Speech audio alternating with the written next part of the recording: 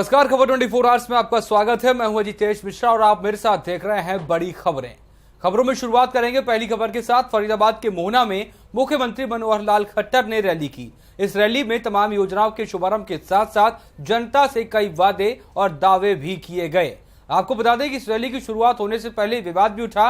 BSP नेता टेकचंद शर्मा के इस रैली में शामिल होने के पहले बीएसपी द्वारा उन्हें फरमान जारी कर दिया गया और कहा गया कि आप इस पूरी रैली में शामिल नहीं होंगे।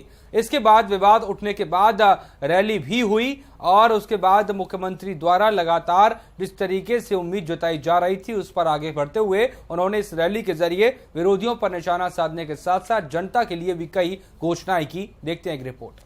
दयालपुर में हेलीकॉप्टर उतरने का स्टेशन बनाया हुआ था और अब सीएम साहब यहां से रुक करेंगे अपने काफिले के साथ मोहना मंडी की ओर और वहां पहुंचकर रैली को संबोधित करेंगे। जी बिल्कुल, आप देख सकते हैं कि सीएम साहब का हेलीकॉप्टर है वो आ चुका है और हेलीकॉप्टर स्टेशन पर वो उतरने के लिए बिल्कुल तैयार है। इस वक्त जी बिल्कुल, सीएम साहब का हेलीकॉप्टर लैंड कर चुका है और सीएम साहब अब हेलीकॉप्टर से नीचे उतरकर बीजेपी के कार्यकर्ताओं के साथ और यहाँ के एमएलओ के साथ रुक करेंगे मोहना मंडी के लिए और वहां पहुंचकर रैली को संबोधित करेंगे। ये बिल्कुल सीएम साहब नीचे आ चुके हैं और यहाँ से फरीदाबाद के विधायक सीएम साहब की ओर चल चुके हैं उनके स्वागत के लिए। लेकिन मैंने कई बार कहा है कि ये विषय चूंकि कोर्ट के विचाराधीन है। कुछ 4000 टीचर्स को सरप्लस घोषित किया जा चुका है। अब उनके लिए कोर्ट ने हमें 15 दिन का समय दिया है। अब अध्यापकों को भी, जो गेस्ट टीचर्स हैं, उनको भी इस विषय को समझना होगा कि राहत कोई कोर्ट दे सकता तो दे सकता है, सरकार उसमें राहत दे नहीं सकती है। हम भी कुछ कोर्ट के नियमों से, उनके निर्णयों से बंधे हुए हैं। एक ऑफर आया है आपका, इसमें आपने भ्रष्टाचारियों को कहा है कि अगर वो सारा जो पैसा कमाया है उस पैसे को अगर वापस कर दें, बड़ा बम्पर ऑफर है आपका गर्मियों के लिए, इसके बारे में कुछ बताओ। देखिए, ये विषय मैंने कहा है, ऐसा नहीं कि नहीं कहा है, लेकिन ये विषय केवल मेरे कहने से हो जाएगा ऐसा नहीं है। इसके लिए नियम, विधि विधान, कोर्ट कचहरी और ऐसे कुछ विषय जिनमें एक जनमत तैयार करने की आवश्यकता रहेगी। और यदि जनमत इस फेवर में आता है और सब संस्थाएं मिलकर के ऐसा सोचती हैं और कोई अपने आप को इस स्थिति में लाता है, क्षमा बहुत बड़ा एक साधन होता है, क्षमा करने में कोई आपत्ति नहीं होती है। राज्य सरकार और अगली बड़ी खबर का रुख करते हैं। बड़ी खबर फरीदाबाद से। फरीदाबाद में तमाम मेट्रो स्टेशनों का जो कार्य है वो पूरा हो चुका है और जल्द ही जनता को इसकी सौगात मिलने वाली है। लेकिन साथ ही साथ लगातार मेट्रो सिटी की अगर हम बात करें और साथ ही साथ हुडा की बात करें तो उनके सामने मुश्किल ये है कि आखिरकार जो मेट्रो स्टेशन रोड के किनारे बन रहे हैं, दूसरी ओर जाने के लिए लोगों को किस तरीके की मुश्किलों का सामना करना पड़ेगा, इसका सुझाव देते हुए अगर हम बात करें तो कहीं ना कहीं कोशिश ये की गई है कि अब उन मेट्रो स्टेशनों से फुटओवर ब्रिज को जोड़ा जाएगा, जिसके जरिए जनता आराम से उस मेट्रो स्टेशन से रोड के दूसरी तरफ उतर सके। देखते हैं एक खास रिपोर्ट।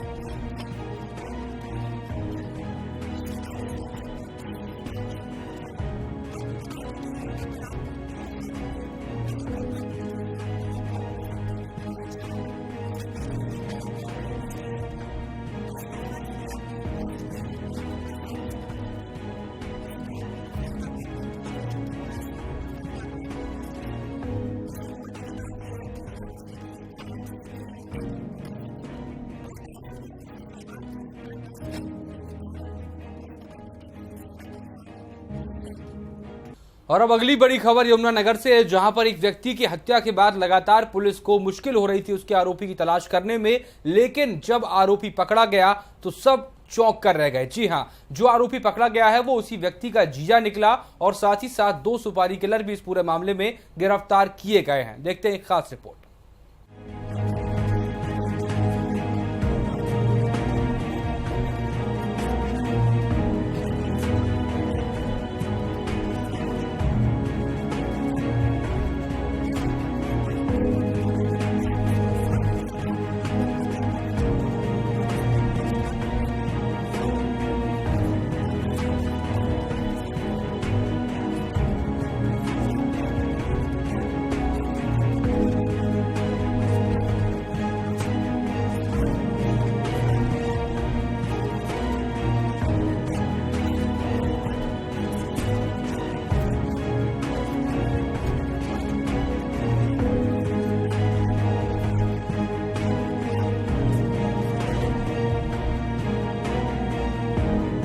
अठारह 4/2015 को हिमांशु नाम का लड़का जो है ना यहाँ से यमुनानगर से चला गया था। जो इसकी माता राम भाई ने 20/4/2015 को एक मुकदमा दर्ज कराया था। जो इसका बहनोई था विपन, उसको शक के बिना पकड़ा गया और जिसने सारा खुलासा किया। तो इसने विपन ने अपने साले हिमांशु को का कत्ल करवाने के लिए जितेंद्र त्यागी को 5 लाख रुपए में बात की थी, जिसने सहारनपुर 18 तारीख को ही सहारनपुर हिमांशु को धोखे से बुलाकर और गाड़ी के अंदर डाल करके उसको शराब पिलाई और शराब पिलाने के बाद उसको ऋषिकेश देहरादून ले गए। तो रास्ते में ही अमित नाम के लड़के ने इसका कई गोलियां मारकर इसकी गाड़ी के अंदर ही हत्या कर दी थी। जो उसको फुर्दफुर्द करने के लिए उसने ऋषिकेश देहरादून रोड पर सड़क के साथ ही जंगल में नीचे की तरफ फेंक दिया था। जो विपन व जितेंद्र त्यागी को गिरफ्तार करके पुलिस रिमांड पर हैं। जो अमित व अर्जुन को आज गिरफ्तार किया गया, जिसको आज कोर्ट में पेश किया गया, जिसका रिमांड हासिल करके रिकवरी की जाएगी। मारने वाले ने सुपारी ली थी, जिसमें से 5 लाख रुपए की बात हुई थी विपन की, जिसमें 30,000 रुपये इनको जिस दिन इसका कत्ल किया था 30,000 रुपये इनको दे दिए थे। इन्होंने अपने आपस में 10,000 रुपये बांट लिए। विपन ने अपने हिमांशु का कत्ल इसलिए कराया था कि उसने अपनी सास की जो थोड़ी प्रॉपर्टी थी उसको हड़पने के लिए।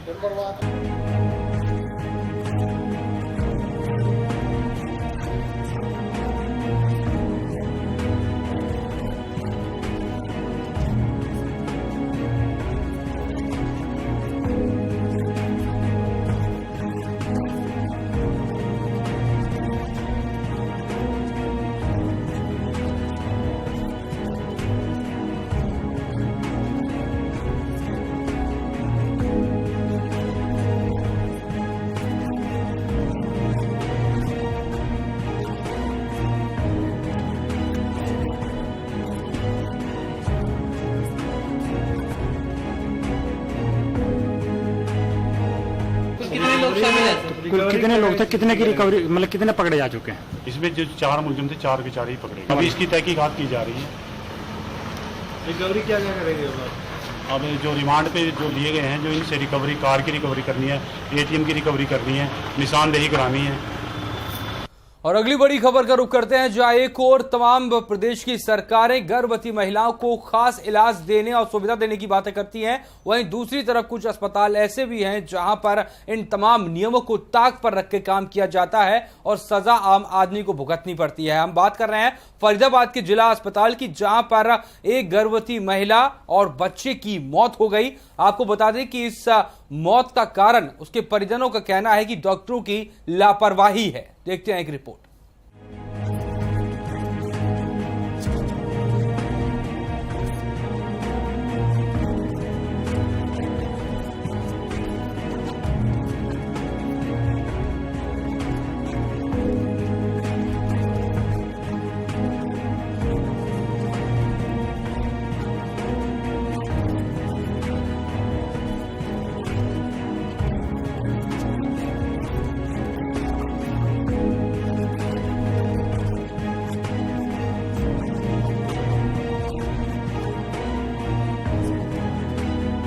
नेताजी कब आए थे आप बीके हॉस्पिटल में? अपनी कल 10 बजे आए थे, तो क्या हुआ था आपके साथ?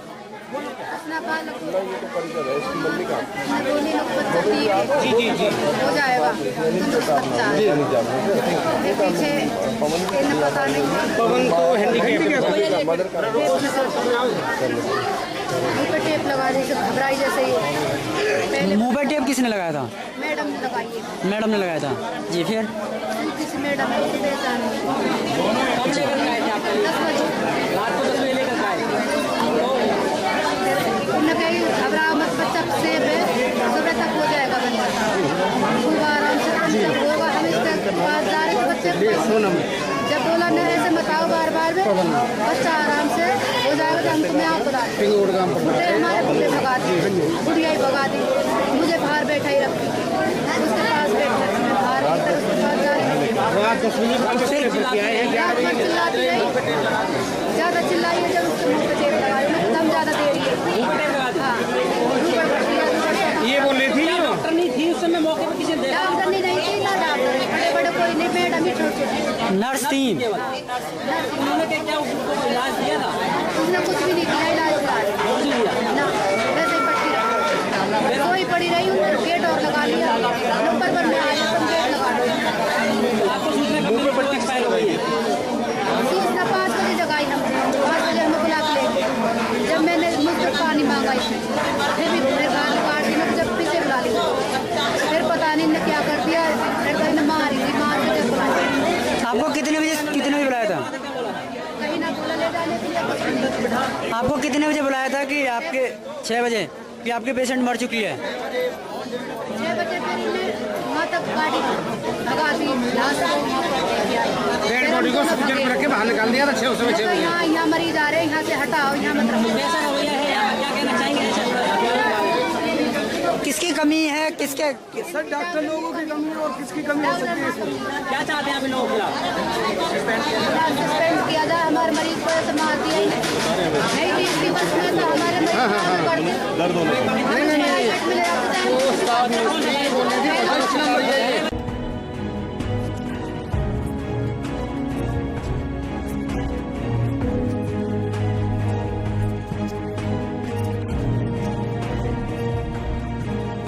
डिलीवरी केस में पलवल से यहाँ रेफर होकर आई थी और यहाँ आने के बाद रात को 11 बजे करीब आई थी। सुबह उसकी 4:30 बजे करीब डेथ होगी।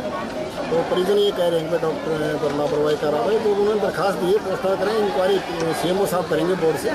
जो भी इंक्वायरी में अगर फॉल्ट होगा तो कार्रवाई की जाएगी, फिलहाल हम उसका पोस्टमार्टम कराकर उनको हैंडओवर कर देंगे। तो परिजनों को सेटिस्फाई कर दिया हमने, जैसे उन्होंने लिखवाया, जो एलिगेशन लगाया CMO साहब को दरखास्त भी दे दी। उन्होंने बोर्ड नियुक्त करेंगे, जो भी देश इंक्वायरी में सामने आएगा कार्रवाई की जाएगी।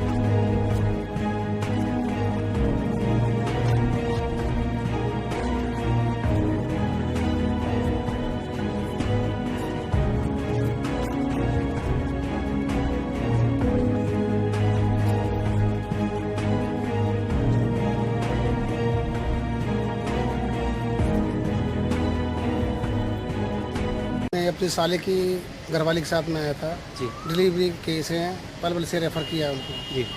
कल हम यहाँ पे 4 बजे के लगभग आए थे। ब्लड के लिए पर्चा दे दिया, ब्लड ला के दे दिया हमने। और रात को हम पार्क में पेशेंट का हस्बैंड भी, मैं भी और मेरे छोटे भाई की जो घरवाली थी, रात को पार्क में हमने रात बिताई। और सुबह पार्क में सो रहे थे तो नहीं, हम जब दिल्ली पलवल से रेफ़र होकर आए थे जी, तो यहाँ एडमिट नहीं लिया गया आपको?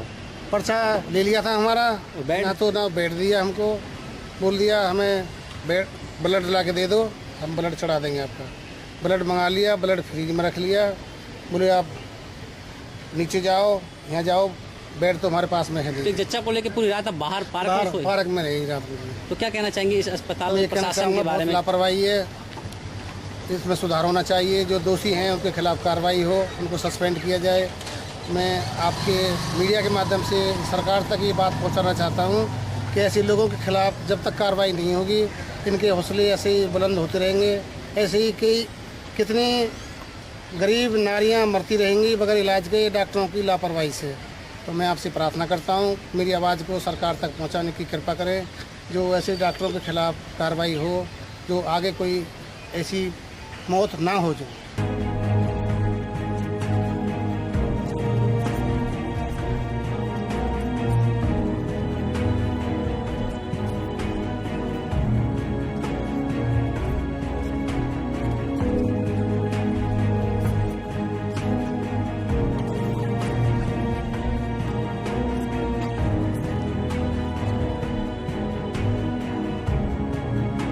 पूरा मामला ये है कि ये जो प्रेग्नेंट लेडी है ये पलवल हॉस्पिटल गई थी और वहाँ पे रही। उसके बाद वहाँ से रेफ़र की गई। जो वहाँ से रेफ़र की गई है तो वहाँ की जो रेफ़र स्लिप है उस पर वो रेफ़र किया उन्होंने, फीटल डिस्ट्रेस बोलते हैं हम, अभी बच्चे को प्रॉब्लम थी। और साथ में उसके जो पेल्विस होता है, वो जो कॉन्ट्रैक्टिव पेल्विस बोलते हैं उसको, साथ में वो भी लिखा हुआ है। तो उन्होंने वहाँ रेफ़र किया था, रेफ़र किया इन्होंने यहाँ एडमिट कर लिया। जिस टाइम एडमिट किया और वो सारा देखा तो उसमें फीटल हार्ट साउंड नहीं थी, जो हार्ट बीट वेल मोटे तौर पे कह लो, फीटल हार्ट साउंड नहीं थी और डॉपलर से भी नहीं थी और वैसे भी नहीं थी। तो इन्होंने उसको एक्सप्लेन कर दिया था कि भाई इंट्रायूट्राइन डेथ है। इंट्रायूट्राइन का मतलब ये होता है कि भाई अंदर ही मतलब बच्चे की मौत हो चुकी है। हाँ जी हाँ। सोनम नाम, तो सोनम वाइफ ऑफ पवन, ये जो लेडी है जी। तो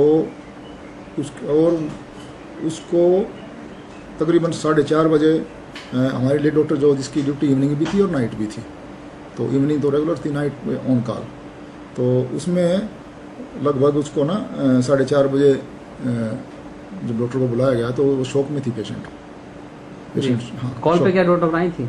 हाँ, डॉक्टर आई थी कॉल पे, आई, उन्होंने देखा सारा कुछ। एनेस्थीसिया वाले भी थे, बेहोशी वाले भी थे, गायनेकोलॉजिस्ट भी थी और उसको पेशेंट को नहीं बचाया जा सका। तकरीबन 6 बजे उसको गर्भवती महिला के साथ एक जो लेडीज थी उसका कहना है कि शाम को समथिंग 10:30 बजे उसकी डॉक्टर से बात हुई थी, जो भी ड्यूटी पे थी। उन्होंने कहा था कि बच्चा आपका सेफ है, सुरक्षित है और सुबह तक डिलीवरी हो जाएगी, बच्चा आपका सुरक्षित और अच्छा पैदा होगा। लेकिन उसके बाद फिर अचानक ऐसा क्या हुआ कि उनको बिना बताए हुए और ऐसा है, इसका पोस्टमार्टम एडवाइस कर दिया गया है, बोर्ड बना दिया गया है।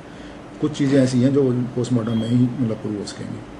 नहीं, आपने बताया, डॉक्टर से बात हुई है आपकी, उन्होंने बताया फीटल डिस्ट्रेस, वो मतलब बच्चे की मौत हो चुकी थी। उसके अटेंडेंट ने बताया कि बच्चे, हमारे डॉक्टर से बात हुई, बच्चा बिल्कुल नॉर्मल है, डिलीवरी हो जाएगी। ये जांच का विषय है, इसके बारे में जांच की जाएगी और जो भी कार्रवाई हो मुनासिब। कौन थे डॉक्टर ड्यूटी पे उस समय? डॉक्टर पूनम ड्यूटी पे थी। तो क्या गायनी पेशेंट में कॉल ड्यूटी पे रखे जाते हैं डॉक्टर? नहीं, ऐसा है कि हमारी जो हमारी ड्यूटियाँ हैं, ओटी में भी ड्यूटी करनी पड़ती है, लेबर रूम में भी करनी पड़ती है, ओपीडी भी करनी पड़ती है, ठीक है, और मतलब सीजरियन वगैरह ऑपरेशन वगैरह भी होते हैं, ठीक है। तो वो सारी ड्यूटियों को मैनेज करने के लिए तो इस तरह ताकि वो ना हो, तो एक डॉक्टर जो इवनिंग भी कर लेती है और नाइट भी ऑन कॉल तुरंत जो स्टाफ जरूरत पड़ने पर बुला लेती है। तो क्या डॉक्टर की कमी है जो इस तरीके से? डॉक्टर की कमी तो रहती है इतने बड़े इसमें, जिसमें आप देखो लगभग 600 डिलीवरी या उससे ऊपर डिलीवरी होती है और सीजरियन 150 से ऊपर होते हैं ऑपरेशन जो होते हैं। तो लोड काफ़ी ज़्यादा है वीके पे, आसपास का लोड काफ़ी है। तो पोस्टमार्टम के बाद जो भी रिपोर्ट आती है, क्या डॉक्टर की लापरवाही पाई जाती है तो क्या कार्रवाई? नहीं, अनुशासनिक कार्रवाई के लिए उच्च अधिकारी को लिख दिया जाएगा।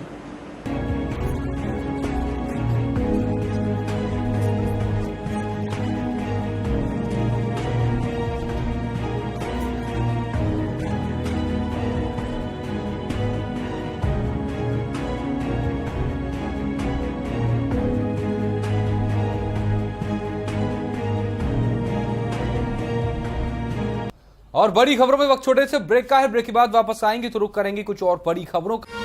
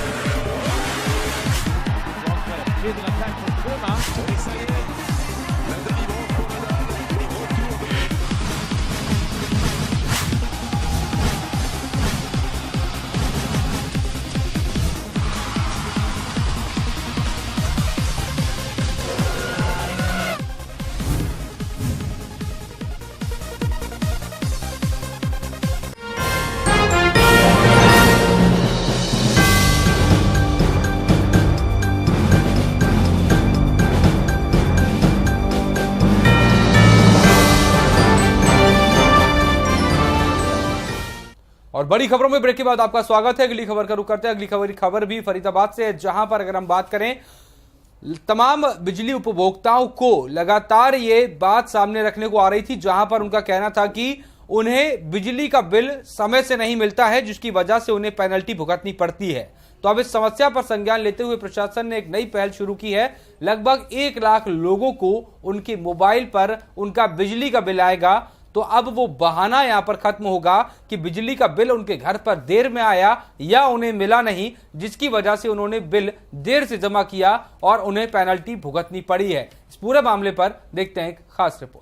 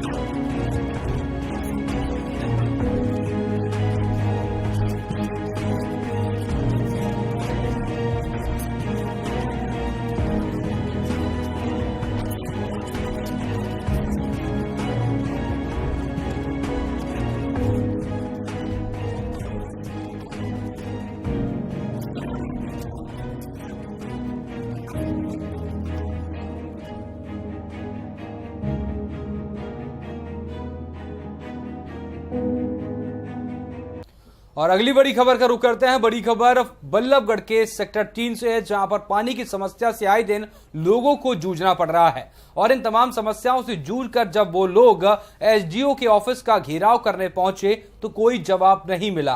खास बात देखने वाली ये रही है कि प्रशासन ने पानी की जिम्मेदारी उसी एसडीओ को दी है, जिस एसडीओ पर पहले भी तमाम कामों के घोटाले के आरोप लग चुके हैं। तो अब इस लापरवाही का जिम्मेदार आखिर किसे माना जाए?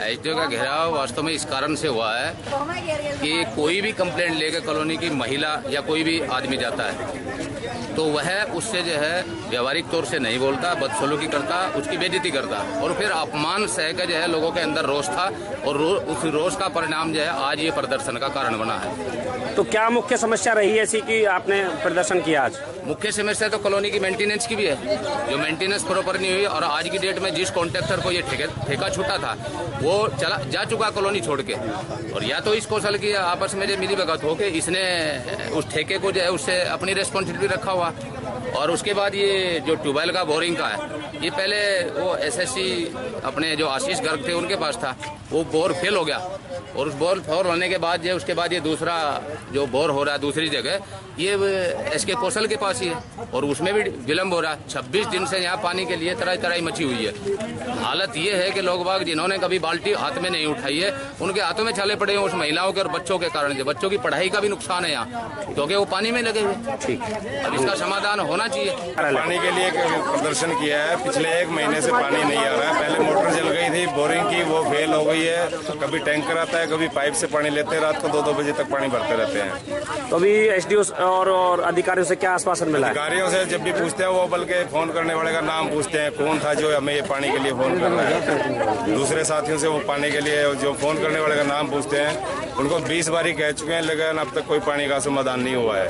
घर के बच्चे बूढ़े सब बाल्टियां लेकर रात को घूमते रहते हैं। तो कितने का एस्टिमेट था ये? 95 लाख का। ना सीवर की समस्या हल हुई, ना पानी की हल हुई है, बस ऊपर से पेंट करके सब बेकार। पानी की समस्या है जी, ऐसा है जी, 1 महीना हो गया पानी आए हुए यहाँ पे। कभी बोर फेल हो जावे, कभी मोटर खराब हो जावे। और 1 महीना हो गया हम रात को 1-1.5 बजे तक पानी भरे यहाँ पे और कोई पानी का समाधान नहीं हुआ अब तक भी। रात के 2-2 बजे पानी भर रहे हैं, जबकि बेचारे पावरों से भी आ रहा है, इधर से भी आ रहा है। पानी मटका ला के चारों ओर तो कॉलोनी पे ना कोई सप्ते अफसर में खेली, लेकिन काय के दूना चल रही अफसर के।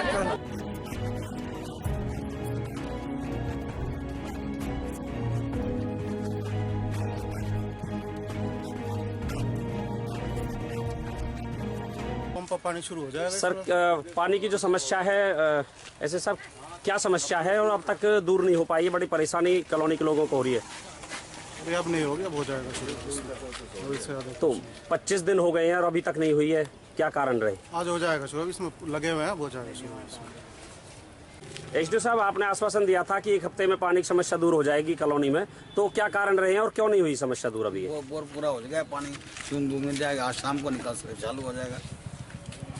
तो ये थी आज की बड़ी खबरें। फिलहाल बड़ी खबरों में इतना ही। कल फिर हाजिर होंगे कुछ और बड़ी खबरों के साथ।